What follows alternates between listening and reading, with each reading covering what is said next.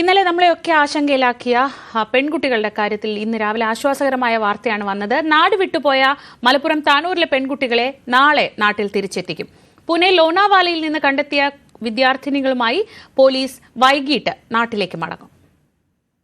മണിക്കൂറുകൾ നീണ്ട അഭ്യൂഹങ്ങൾക്കും ആശങ്കകൾക്കുമൊടുവിൽ കഴിഞ്ഞ ദിവസം രാത്രിയാണ് പെൺകുട്ടികളെ കണ്ടെത്തിയത്. മൊബൈൽ ടവർ ലൊക്കേഷൻ കൃത്യമായി മനസ്സിലാക്കാനായതാണ് പെൺകുട്ടികളെ കണ്ടെത്തുന്നതിൽ നിർണായകമായതെന്ന് മലപ്പുറം SP R വിശ്വനാഥ് പറഞ്ഞു.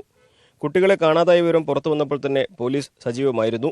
കൂട്ടായ പരിശ്രമത്തിന്റെ ഭാഗമായാണ് അന്വേഷണം വിജയകരമായി പൂർത്തീകരിക്കാൻ സാധിച്ചത്. എന്തിനാണ് പെൺകുട്ടികൾ പോയതെന്ന് വിശദമായി ചോദിച്ച് അറിയേണ്ടതുണ്ട്.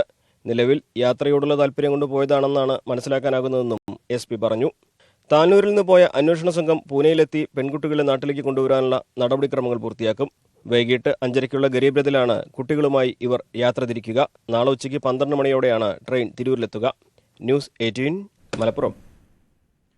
38 മണിക്കൂർ നീണ്ട ഉദ്വേഗം, ആകാംക്ഷ, ഇതിനൊക്കെ ഒടുവിലാണ്, ആ തിരച്ചിലിനും ഒടുവിലാണ് താനൂരിൽ നിന്ന് കാണാതായ പെൺകുട്ടികളെ മഹാരാഷ്ട്രയിലെ ലോണാവാലയിൽ നിന്ന് കണ്ടെത്തിയത്. അതുവരെ രക്ഷിതാക്കളും നാട്ടുകാരും ഒക്കെ കടന്നുപോയത് സംഘർഷഭരിതമായ മാനസികാവസ്ഥയിലൂടെയായിരുന്നു. ബുധനാഴ്ച ഉച്ചയ്ക്ക് 12 മണിയോടെയാണ് +2 വിദ്യാർത്ഥികളായ ഇരുവരും പരീക്ഷ എഴുതാൻ വീട്ടിൽ നിന്ന് ഇറങ്ങിയത്. ഇതിലൊരാൾ സ്കൂളിലെത്തിയത് രക്ഷിതാവിനൊപ്പം. എന്നാൽ രണ്ടുപേരും പരീക്ഷാ ഹാളിൽ കയറിയില്ല. പരീക്ഷയ്ക്ക് ഹാജരായില്ലെന്ന് സ്കൂൾ അധികൃതർ അറിയിച്ചതോടെയാണ് വീട്ടുകാർ കാര്യമറിയുന്നത്. അപ്പോഴേക്കും താനൂരിൽ നിന്ന് കോഴിക്കോടെത്തിയ വിദ്യാർത്ഥികൾ ട്രെയിൻ മാർഗം മുംബൈയിലേക്ക് തിരിച്ചിരുന്നു. ബുധനാഴ്ച ഇരുവരും കോഴിക്കോട് റെയിൽവേ സ്റ്റേഷനിൽ നിൽക്കുന്ന CCTV ദൃശ്യങ്ങളുമുണ്ട്. ഇൻസ്റ്റഗ്രാമിലൂടെ പരിചയപ്പെട്ട മലപ്പുറം എടവണ്ണ സ്വദേശി റഹീമിനൊപ്പമാണ് യാത്രയെന്ന് പോലീസ് കണ്ടെത്തി. ടവർ ലൊക്കേഷനും ശേഖരിച്ചു.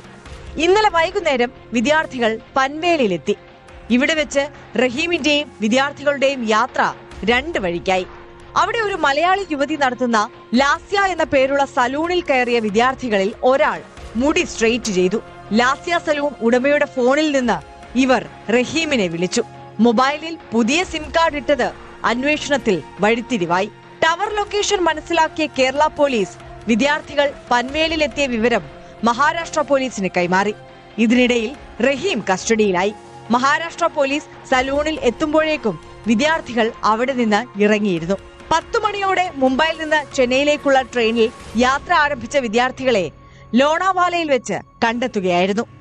മലപ്പുറം ബ്യൂറോയ്ക്കൊപ്പം ന്യൂസ് ഡെസ്ക്, ന്യൂസ് 18.